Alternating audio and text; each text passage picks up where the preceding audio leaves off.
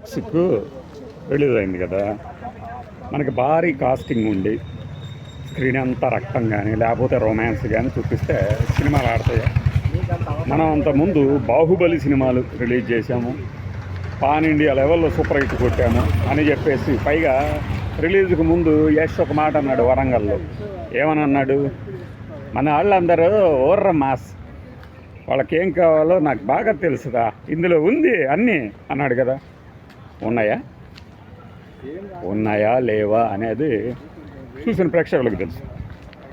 అంటే కియారా అద్వానీ, నయనతార, తారా సుతారియా, హ్యూమా ఖురేషి, రుక్మిణి వసంత్ ఇంతమంది ఉన్నారు. వీళ్ళలో నయనతార మనోడి సిస్టరు, హ్యూమా ఖురేషి రైవల్, కియారా అద్వానీ లబ్బరు, తారా సుతారియా మరి ఒక లబ్బరు. తర్వాత ఇంకొకళ్ళు ఉన్నారు. ఎవరు? రుక్మిణి వసంత్. ఈమె ఎవరు? అలానే గోవాలో 1947 అండ్ 67 మధ్యలో సాగే స్టోరీ. సో మీరు ఇప్పుడు కాలమాన పరిస్థితులన్నీ మీరు చూడలేరు కాబట్టి అప్పుడు ఇలానే జరిగి ఉంటుంది గోవాలో అని మనం అనుకోవాలి. అసలు వీటన్నిటికీ ఒక బాబు సినిమా ఉంది, గాడ్ ఫాదర్. ఇంకా మాట్లాడితే ఇప్పుడు జాన్ విక్ సంబంధించి సిరీస్లు చూసిన వాళ్ళకి ఇప్పుడు తెలుగు సినిమాలు కానీ మన సాలార్లు, సాహోలు ఇవన్నీ కూడా జాన్ విక్ ముందు దిగదుడుపు అనమాట. అందులోంచి పుట్టుకొచ్చిన కథలే ఇవన్నీ. మరి ఆ నేపథ్యంలో గోవాలో గ్యాంగ్స్టర్లు ఒక గ్యాంగ్కి అక్క తమ్ముళ్ళు. ముందు అసలు నయనతార అక్క అంటేనే మన వాళ్ళు చాలామందికి రుచించదు కదా. ఇదేంటిది, నయనతార యష్ రొమాన్స్ చేస్తారనుకుంటే అక్క చెల్లెలు కనపడ్డారు తమ్ముళ్ళుగా అనుకుంటారు. దాని తర్వాత ఈయన ఒకరిని అంటే తన రైవల్ గ్యాంగు తాలూకు కూతుర్ని కటాయించాలని చూస్తాడు.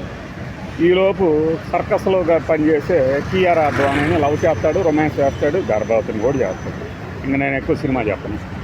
మరి ఇలా ఉన్న తరుణంలో గ్యాంగ్ వార్లు, నా కూతుర్ని కాకుండా నువ్వు ఇంకొకరిని కనుక ప్రేమిస్తే నీ తాడదీస్తాననే మామకమ్ము రైవల్ గ్యాంగు.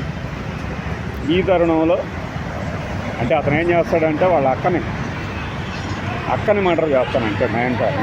మనవాడికి భయం పట్టుకుంటుంది, కుటుంబాన్ని అలా కాపాడుకుంటాడు.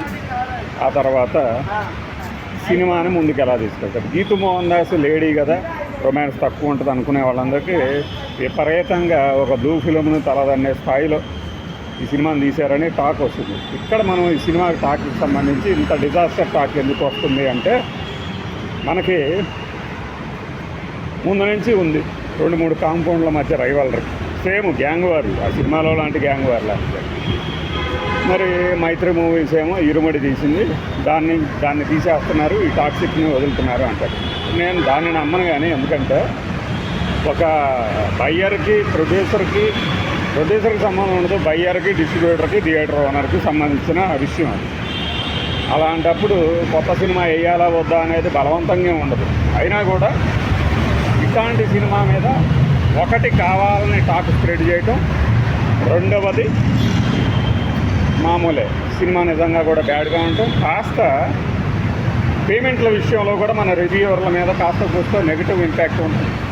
సరైన పేమెంట్లు, సరైన ప్యాకేజీ లేకపోతే సినిమా వాళ్ళని ఎత్తిన మోయటానికి వాళ్ళకి ఏం అవసరం. అందుకనే నేను మొదటి నుంచి చెప్తున్నా కదా, ఈ జానాబెత్తలు కొలుస్తూ ఉంటారు. 5 స్కేల్ అంట, 10 స్కేల్ అంట, రేటింగ్ అంట. అసలు వీళ్ళకి ఎవడిచ్చాడు రేటింగ్ ఇవ్వటానికి? నువ్వు సినిమా బాగుందో లేదో చెప్పు, తలకాయ బాదుకో, చిచ్చి ఇట్లాంటి సినిమాకి రావద్దని చెప్పు, అంత బాగానే ఉంటుంది. కానీ ఈ రేటింగ్ లేదు. ఇది ఏమైనా క్వశ్చన్ పేపరా నువ్వు తెచ్చటానికి? వ్యూయర్గా ఏమైనా ఉంటుంది. నువ్వు హోటల్కి వెళ్ళి బాగాలేదు అని చెప్పడానికి నీకు రైట్ ఉంది. అంత మాత్రం చేత నీకు వంట రావాల్సిన అవసరం లేదు. కానీ వంట చేసిన వాడికి నువ్వు వంట ఇట్ట చేయి, అట్ట చేయి, అప్పుడు బాగుంటుంది, ఇప్పుడు బాగుంటుంది అని చెప్పడానికి లేదు. అప్పుడు అడుగుతారు నువ్వు చేయమ్మా అని. అలా చూసినప్పుడు ఈ సినిమా డిజాస్టర్ టాక్ తెచ్చుకుంది. ప్రేక్షకులు ఆదరిస్తారా లేదా అనేది ఇప్పుడే చెప్పలేం. ఎందుకంటే వాళ్ళకి నచ్చింది మనకు నచ్చాలని లేదు, బాగుంది బాగాలేదు అని చెప్పడానికి లేదు.